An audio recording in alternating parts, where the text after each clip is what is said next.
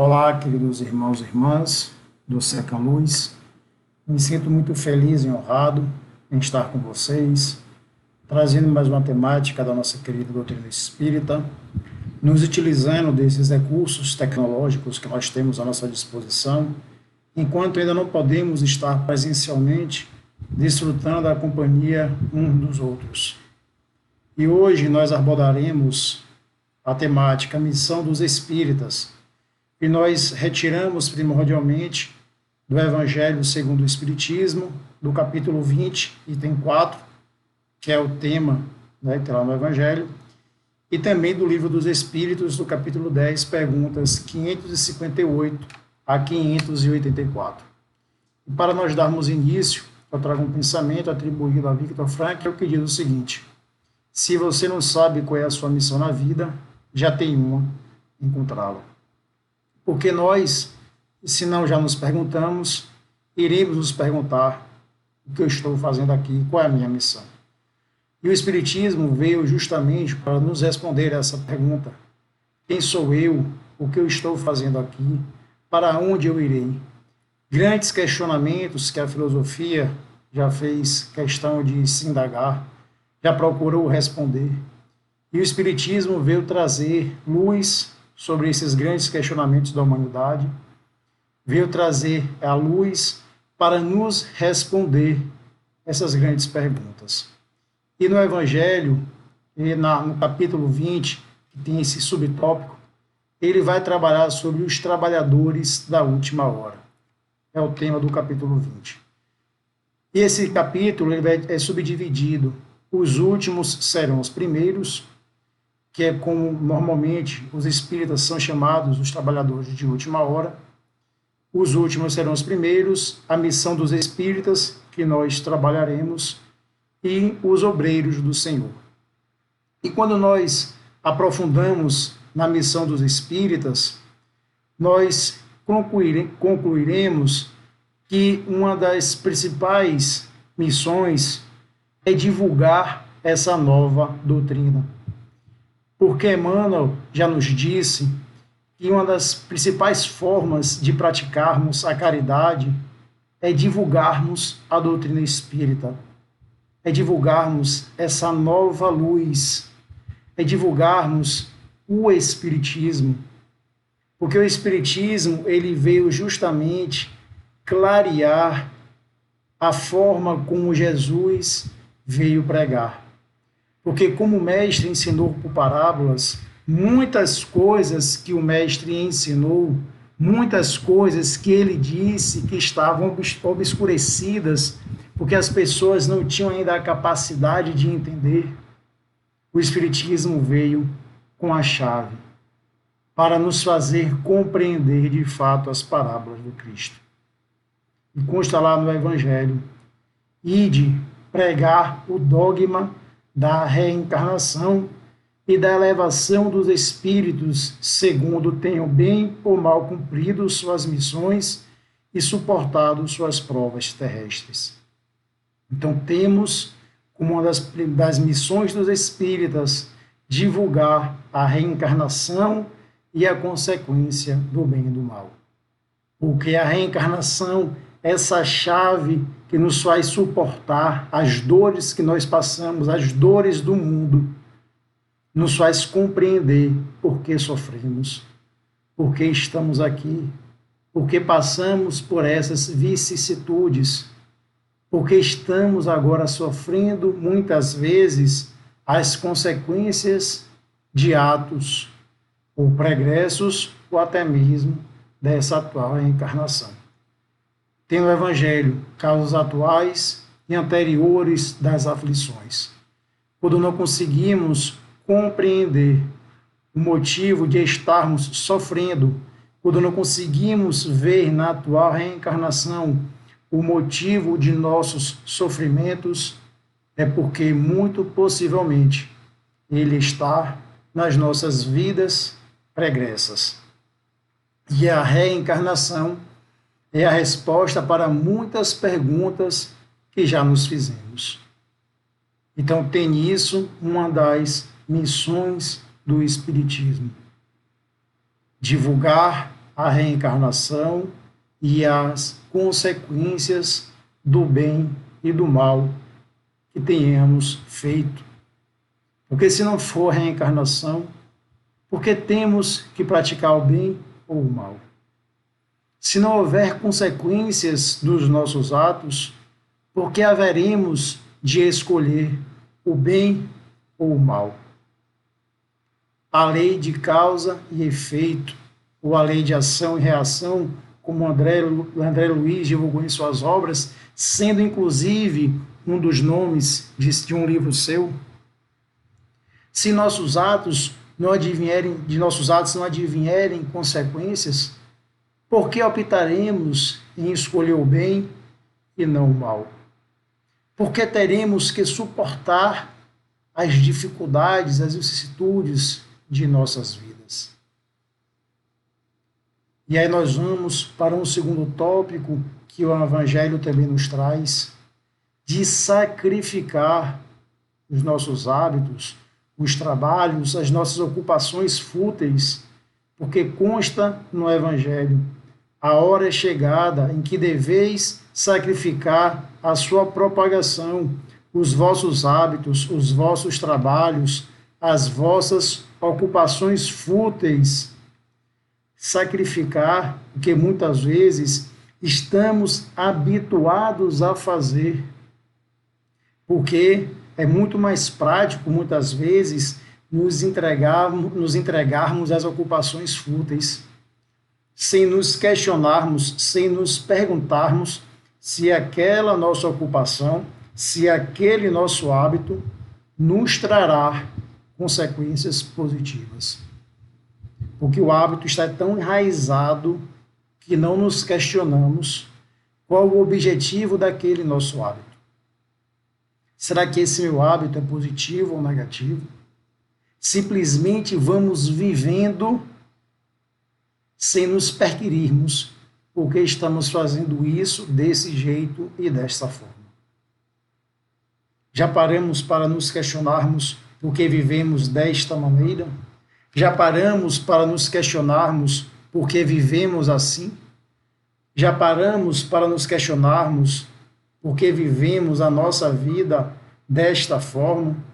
Se os nossos atos estão nos trazendo consequências positivas ou negativas? Já paramos para nos questionar por se as nossas atitudes estão nos trazendo bons frutos, se eu estou sendo feliz? Quais são as sementes que eu estou plantando? Então, é chegado o momento de sacrificarmos muitas vezes os nossos velhos hábitos, de nos questionarmos isso. E, além disso, pregarmos o desinteresse aos avaros, a abstinência aos dissolutos e a mansidão aos tiranos. Como consta no Evangelho, certamente falareis a pessoas que não quererão escutar a voz de Deus, porque essa voz as chama sem cessar a abnegação. Pregareis o desinteresse aos avaros, a abstinência aos dissolutos, a mansuetude aos tiranos domésticos e aos déspotas. Palavras perdidas eu sei, mas que importa? É preciso regar com os vossos suores o terreno que deveis semear, porque ela não frutificará e não produzirá, senão sob os esforços reiterados da enxada e da charrua evangélica. Ide e pregai. Já paramos para nos questionar, muitas vezes, meu Deus, eu estou pregando para pessoas que não querem nos ouvir. Eu estou pregando para pessoas que muitas vezes se fazem de surdos. Eu estou pregando para pessoas que muitas vezes simplesmente não querem ou não se importam ou preferem não me dar ouvidos. E quando eu me questiono isso, vem à minha mente os antigos cristãos. Eu estava lendo há 2000 anos e eu me recordei lendo o romance de Emmanuel, que é um livro de Emmanuel psicografado por Chico Xavier. Eu me recordei quando ele relata a perseguição aos antigos cristãos, que também é narrado nos outros dois romances dele, Paulo e Estevão, 50 anos depois, que os cristãos se reuniam em velhas catacumbas, em cemitérios, para pregarem, mesmo sabendo que corriam risco de serem perseguidos. E eles pregavam para muitos, sabiam que poderiam ser mortos por aquilo, e mesmo assim eles pregavam. Eles faziam o bem, eles se sacrificavam para poder fazer valer aquela doutrina do Cristo, mesmo sabendo que aquilo representaria a perda de sua vida física, mas que isso significaria ressurgir para a verdadeira vida espiritual, porque era nisso que eles acreditavam. E mesmo diante de todos os perigos, eles continuaram a pregar. Os antigos cristãos, ou os primeiros cristãos, ou os trabalhadores da primeira hora, eles mesmo com todos os riscos que representavam aquela época, não arrefeceram os seus ânimos e a sua fé. E hoje, graças aos avanços, muitas vezes pregar não significa mais pregar o espiritismo ou pregar o cristianismo, não significa mais arriscar as nossas vidas, mas significa arriscar o nosso orgulho e o nosso egoísmo. E ainda assim, muitas vezes nos calamos. Não pregamos, não sacrificamos nossos hábitos, porque o nosso orgulho está ferido. Mesmo com exemplos, nós silenciamos. Como vemos Divaldo Franco, um exemplo dedicado à propagação do espiritismo pelo Brasil e pelo mundo. Mesmo com todos os riscos que ele correu, como ele muitas vezes disse, ele fundou centros no mundo todo, quase em todos os continentes. Ele, como ele fala, que algumas vezes até em outros continentes ele arriscava a vida indo para algumas cidades, ele não arrefeceu o seu ânimo e foi pregar. E foi divulgar, porque é como está no Evangelho. É preciso regar com os nossos suores o terreno que deveis semear, porque não vai frutificar e não vai produzir, senão sobre os nossos esforços reiterados da enxada e da charrua evangélica. Porque se nós não regarmos com o nosso suor, com o nosso amor, com o nosso trabalho, com a nossa missão, nós não colheremos bons frutos. Se a reencarnação vem justamente para nos dizer, nós às vezes semeamos agora para colhermos no futuro. E como a eternidade, esse futuro às vezes pode demorar uma reencarnação, mas para termos uma reencarnação futura melhor, temos que plantar desde já. Também consta lá, porque essa mensagem, mesmo dos Espíritas, é do Espírito Erasto. Ele diz: palavras perdidas eu sei, mas não importa. Faz-se mister, reergueis com os vossos suores o terreno onde tendes de semear. E por que não sacrificar o nosso orgulho para frutificar o Espiritismo? Não é essa a nossa missão? Quando nós resolvemos abraçar o Espiritismo, a terceira grande revelação, nós decidimos muitas vezes abdicar de nós mesmos para crescermos com a doutrina, para divulgarmos, difundirmos a doutrina, sacrificando a nós mesmos para que ela cresça. Como disse o apóstolo Paulo, já não sou eu que vivo, é o Cristo que vive em mim. E aí muitos podem se questionar, e para quem devemos levar a palavra divina? A todos. Aos grandes que poderão desprezar. Porque muitas vezes aqueles que se acham grandes aos olhos do mundo vão desprezar porque acharão que já conhecem, já sabem de tudo. Mas aqueles que muitas vezes se acham grandes aos olhos do mundo são pequenos diante de Deus. Porque os últimos aos olhos do mundo serão os primeiros aos olhos de Deus. Aos eruditos que podem exigir provas. Mas também está no livro dos médiuns. Felizes aqueles que, diferente de Tomé, não precisam ver para crer. Eis os verdadeiros espíritas. Porque o espiritismo, ele existe mesmo sem os fenômenos. Porque às vezes há aqueles eruditos que lhe pedem provas para acreditar na doutrina. Pedem materializações, pedem que você mediunize, que você corporifique, que você transmita mensagens. Mas o Espiritismo se resume a mensagens? Se resume a fenômenos? Ou é a transformação moral? A transformação moral que o Cristo nos ensinou. E muitas vezes, quem mais vai aceitar são os pequeninos e os simples, que foi como para quem o Cristo verdadeiramente pregou, que aceitou a sua palavra. Porque ele disse que veio para os doentes, porque os sãos já não precisavam de médicos.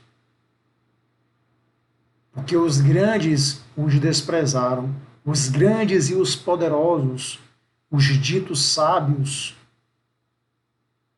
Afinal, não foi por isso que o sacrificaram e o crucificaram.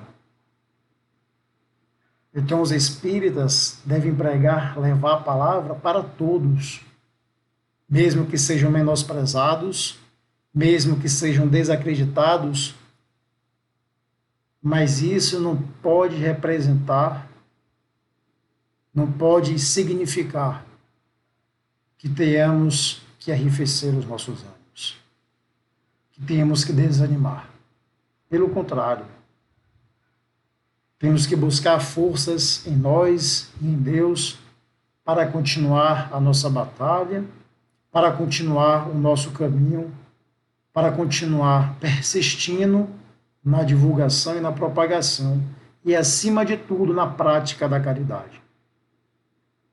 Porque, como disse Kardec, fora da caridade não há salvação. Porque os espíritas devem ser conhecidos pela caridade que praticam. A caridade material, que é muito importante, mas também a caridade moral, que ainda é tão difícil de ser praticada. Porque a caridade moral, muitas vezes, significa você esquecer de si para olhar para o outro. Você esquecer um pouco do seu orgulho, do seu egoísmo, parar para ouvir, para consolar, para abraçar o outro. Arme-se a vossa falange de decisão e coragem, mãos a obras. O arado está pronto, a terra espera, arai. Porque quando o trabalhador está pronto, o trabalho aparece.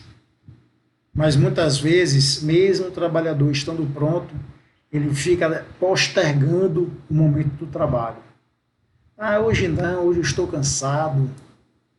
Ficamos sempre adiando. Hoje eu acordei cansado, amanhã eu tenho um trabalho a fazer, amanhã eu me comprometi com isso, com aquilo. Não que temos que deixar os afazeres que já tenhamos assumido, mas não devemos priorizar tão somente as coisas da matéria. Devemos também lembrar que nem só de pão viverá o homem, porque estamos reencarnados para evoluir. Não estamos aqui tão somente para vivenciarmos os gozos da matéria do corpo físico. Estamos aqui também para aproveitar o momento da evolução. Entre os chamados para o Espiritismo, muitos se transviarão. Diversas obras narram que muitos espíritos vieram, reencarnaram, com diversas promessas para fazerem N coisas. Mas quando aqui chegaram, já na matéria, já no corpo físico, esqueceram das missões assumidas e acabaram se empolgando e se transviaram do caminho. Seja porque buscaram meios mais fáceis, seja porque viram no espiritismo, ou na mediunidade, uma forma mais ou mais fácil de ganhar dinheiro, mercantilizaram a mediunidade, dê de graça o que de graça recebestes, e utilizaram da mediunidade para poder oferir renda, mercantilizaram. Ou simplesmente resolveram cruzar os braços e nada fazerem. Manuel Filomeno de Miranda, em diversas obras, narra isso. E é engraçado o que ele diz, que os espíritas, justamente por conhecerem a vida após a morte, por conhecer essa doutrina libertadora, por conhecerem todo esse conhecimento, esse cabedal de conhecimento que deveria ter um compromisso muito maior, porque se comprometeram muito mais,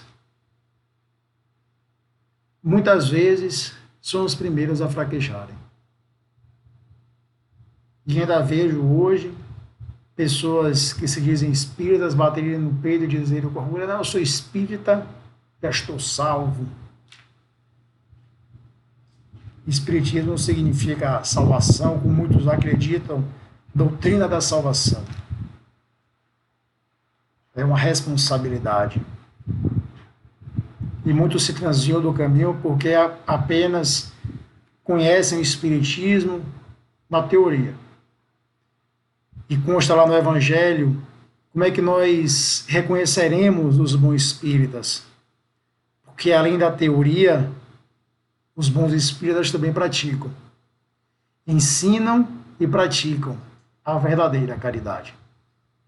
Porque somente através da caridade nós conseguimos nos libertar dos grilhões que ainda nos prendem à matéria.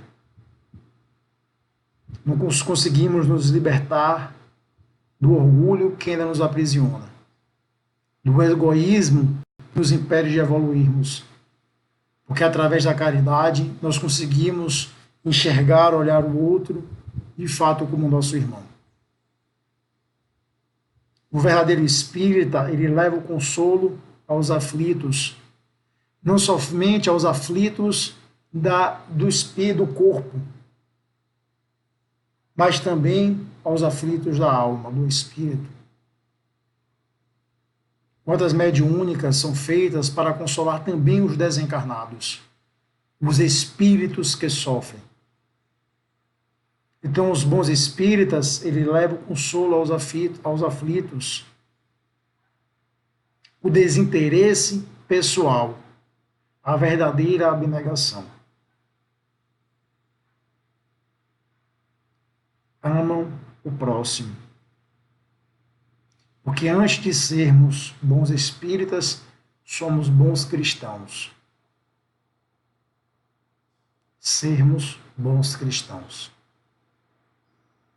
Antes de tudo, vivermos e pregarmos a doutrina que o Cristo nos ensinou. Amar o próximo como a si mesmo. Amar a Deus acima de todas as coisas e ao próximo como a si mesmo. Porque o Cristo veio nos ensinar a doutrina do amor.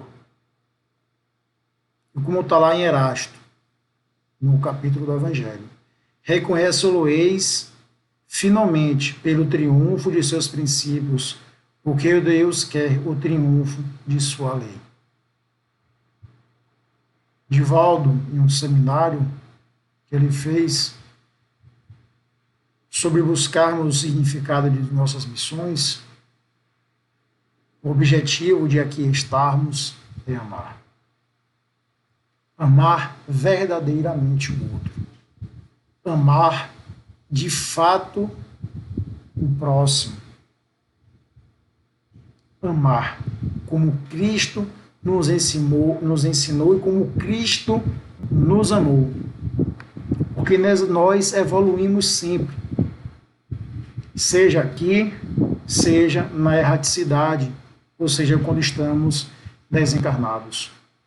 Porque temos a nossa missão, como está lá na questão 568 do Livro dos Espíritos. As missões são cumpridas tanto na erraticidade, quando estamos desencarnados, quanto na encarnação. Haja vista que os espíritos que têm missões a cumprir, cumprem-nos em ambos os estados. E essa importância das missões guarda relação com a capacidade e com a elevação dos espíritos. Então, a missão dos espíritas, quando nós assumimos que somos espíritas e levarmos a nossa doutrina adiante. E para nós podermos encerrar, eu trago aqui um poema do livro Alta de Souza, psicografado por Chico Xavier. Agora, enquanto é hoje, eis que fulgura o teu santo momento de ajudar.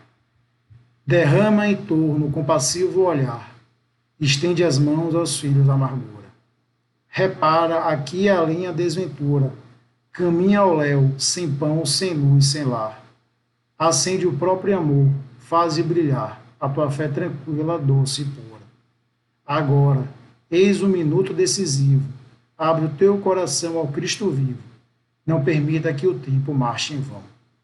E ajudando em serviço e servindo sem cansaço, alcançarás, subindo passo a passo, a glória eterna da ressurreição. Muito obrigado, que Deus nos abençoe, nos ilumine, proteja e guarde, agora e sempre.